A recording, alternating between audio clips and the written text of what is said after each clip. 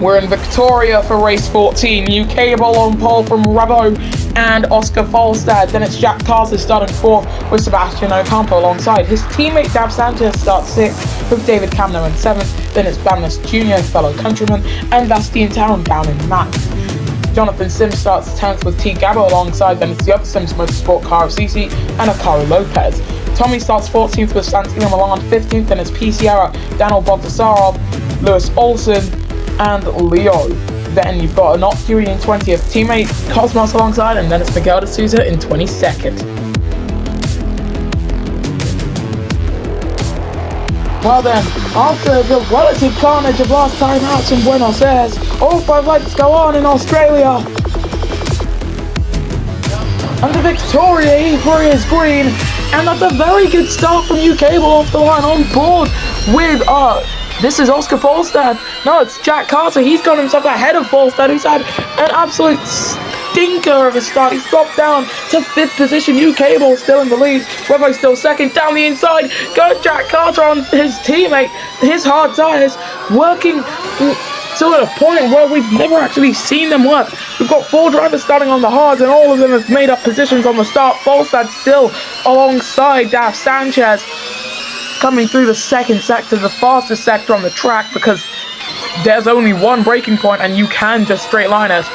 But out in front, it is still UK Bowl leading the way from Revo and Carter acting a little bit of a stopgap. This is a championship leader, by the way, driving the number 98, and it doesn't look like he's going to lead the championship after this race, especially considering his teammate is chasing down UK Bowl.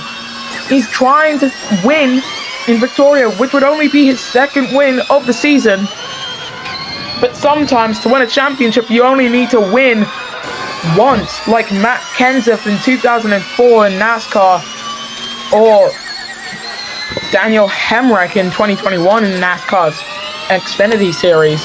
But on lap 2 of 14, you look to Bamness Jr. as he's trying to get himself ahead of Folstad, and both McLarens having an absolutely woeful start to their the Victoria E3 weekend, as we're on board with Oscar Folstad. He's gotten himself a track limits warning. That's really, really scruffy from him. He's defending from Ocampo, but for whatever reason, there just doesn't seem to be enough pace in that McLaren. As we're looking with Ocampo, the man currently in 6th position, season 14 champion. And this was one of his better races in season 14, as he looks to the inside line, sends it down the inside on Bamness Jr. and takes 5th position. Back in season 15, by the way, this was where Ocampo's title hopes kind of unraveled, as Folstad getting himself ahead of the DS Venturi car that's now behind him. As on to lap 3 of 14 we go, 105.016, fastest lap by UK Bowl, as former teammate Revo behind him. Not only does he have attack mode, he's really, really close to the back of him. The other Braun Honda driver of David Camino, he's an 18th. This is not the start to the race he would have wanted. And Carter is really just opening up a gap between him and Revo, as there goes Dav Sanchez, very close to the back of the DS Awesome little car. If these two tangle, then it's going to be Sebastian Ocampo who's going to take 3rd here. So on board with Ocampo we go. Didn't finish last time out due to a massive crash coming through 3. He gets past his teammate. He's going to go off track. He's going to have attack mode. Both Andretti cars with attack mode. Tommy with a track limits warning, as down the inside goes Dav Sanchez. Up into P3 he goes, ahead of the championship leader, and this could be both Andretti's. It is going to be both Andretti's getting past the championship leader, and not the 3rd lap that Carter would have wanted to have. As on to lap 4 we go.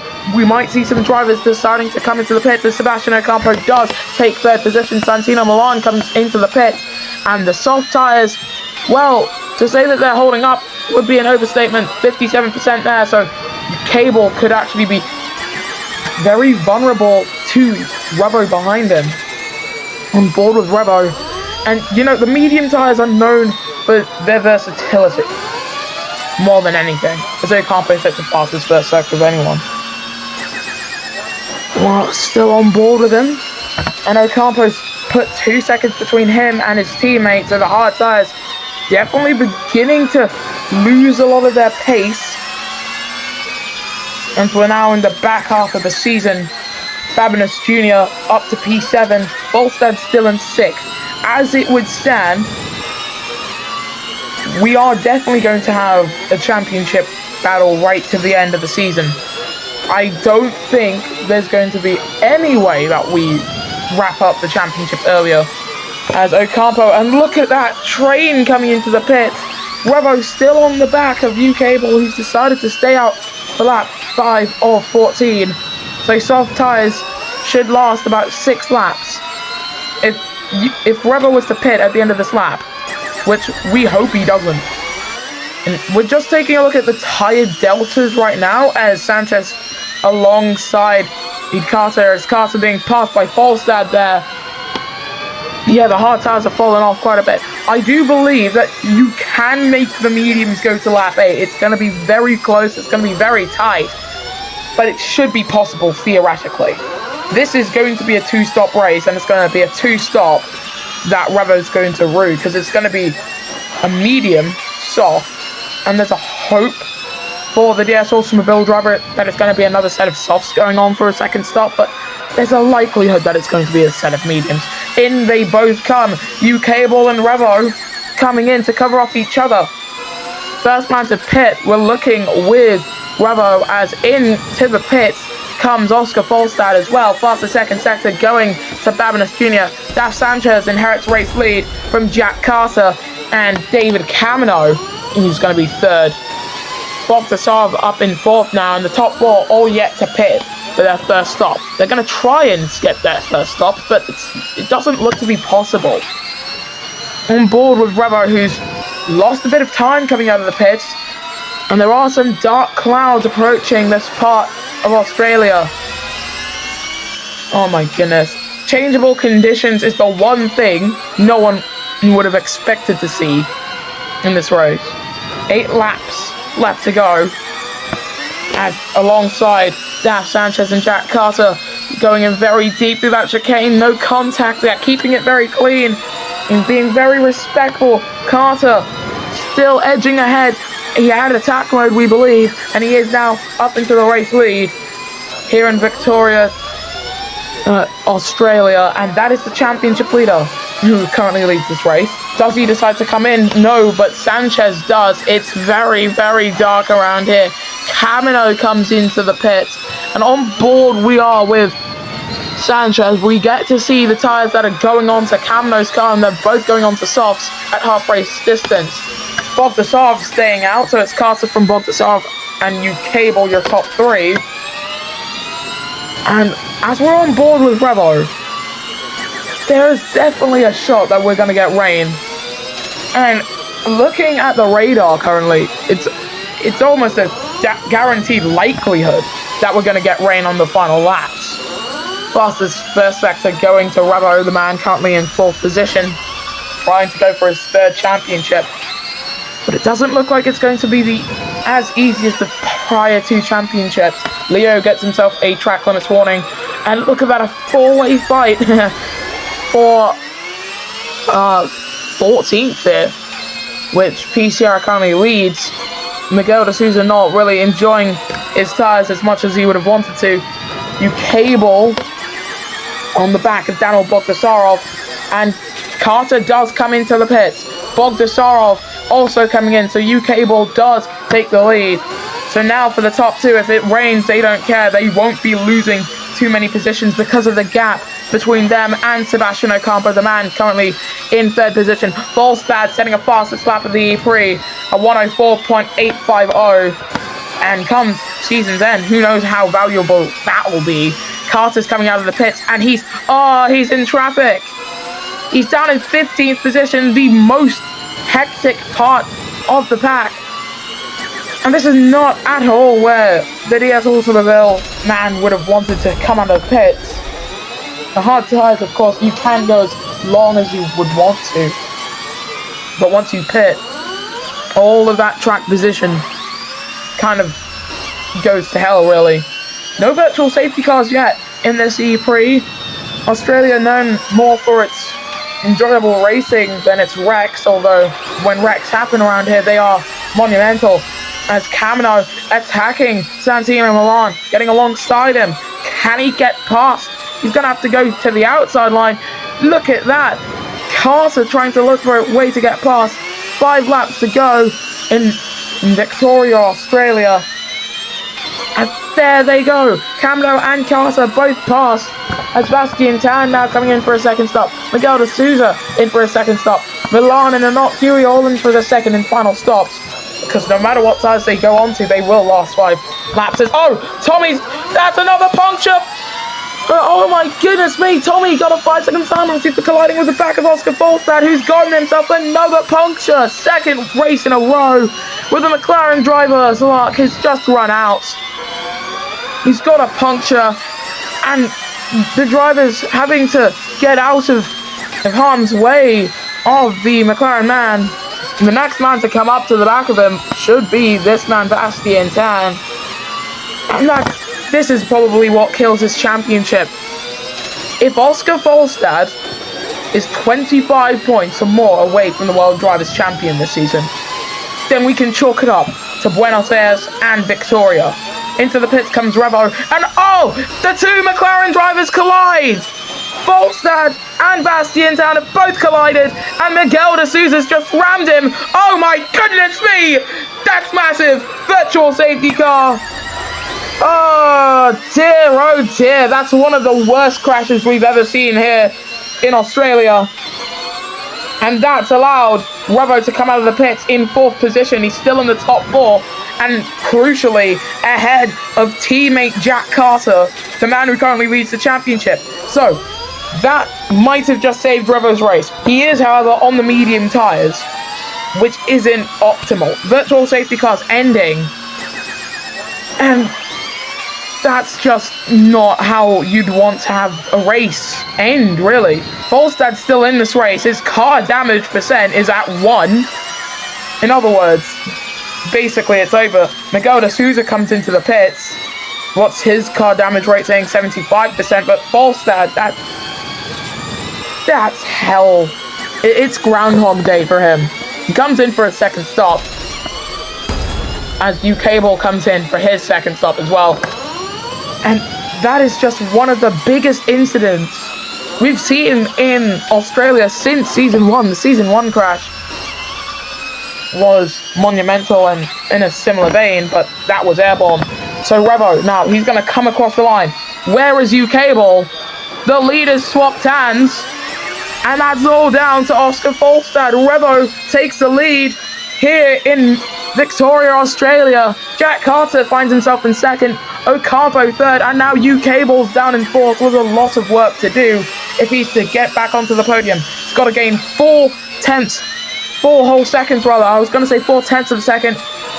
And the pace we've seen with that Braun Honda GP car underneath him, it's always been when, not if. But with 3 laps to go, you can see second and third in front of him at some parts of the track, but it's going to be very hard to try and get past Dabo in 13th on the back of Daf Sanchez. I'm just going to point this out now.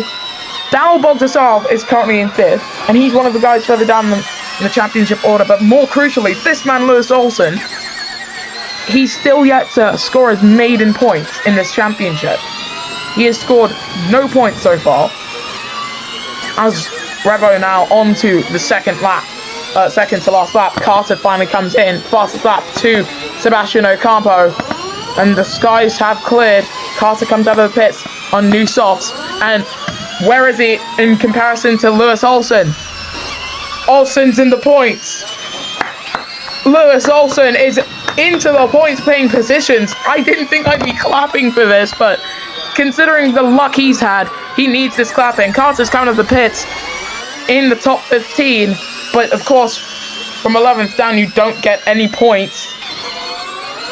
But Sanchez trying to deny the Norwegian his first ever points in this championship.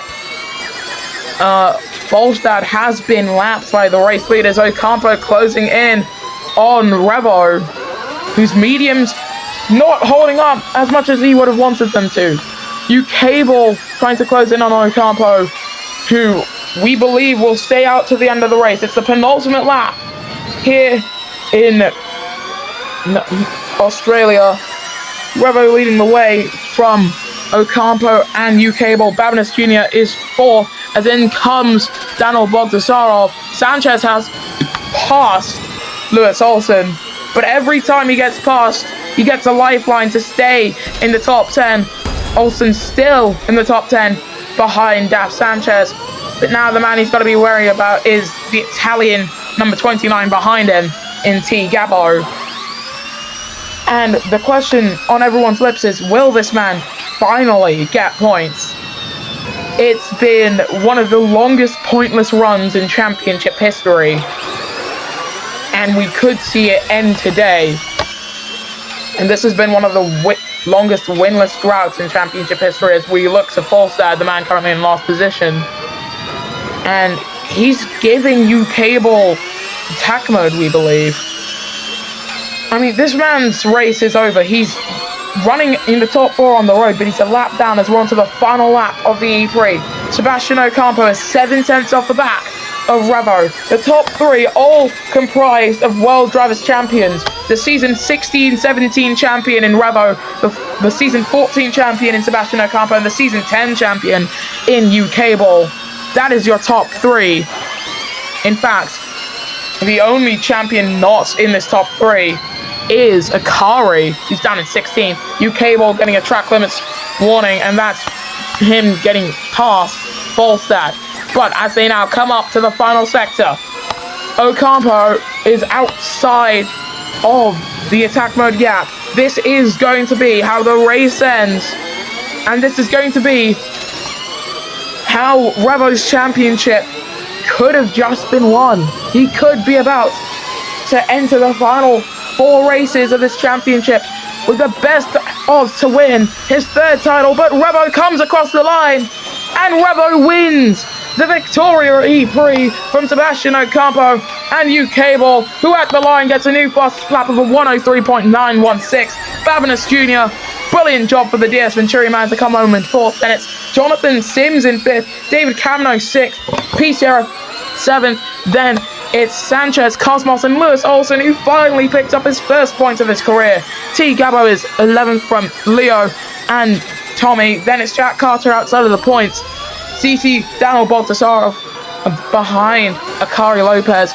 Miguel de Souza in 18th, and Oscar Falstad lost a lap down. This is the podium then. Revo wins in Victoria from Sebastian Ocampo and Ucable. This truly is a champion's podium. Then you've got Babinis Jr. in 4th from Jonathan Sims and David Camino. Then it's P. Sierra, Daf Sanchez, Cosmos, Lewis Olsen, the top 10. Then it's T. Gabo, Leo, Jack Carter in 13th. Then it's CC Tommy after that 5-second time penalty has been applied. Kari Lopez, Daniel Baltasarov, Miguel de Souza, and Oscar Falstad. Your non-finishers were Bastian Tan and Occhio and Santino Milan. In the driver standings, Revo reclaims the lead of the championship, 20-ish points ahead of teammate Jack Carter, who's actually 13 points ahead. 23 points behind championship leader is Ucable. Then it's Falstad, Bastian Tan, Sanchez, Babinis Jr., Ocampo, Camino, Tommy, Jonathan Sims, Miguel de Souza, Santino Milan, P. Sierra, CC, Akari Lopez, Cosmos, Anok Kiri, T. Gabo, Daniel Baltasarov, Leo, and Lewis Olsen, who has finally scored his first points.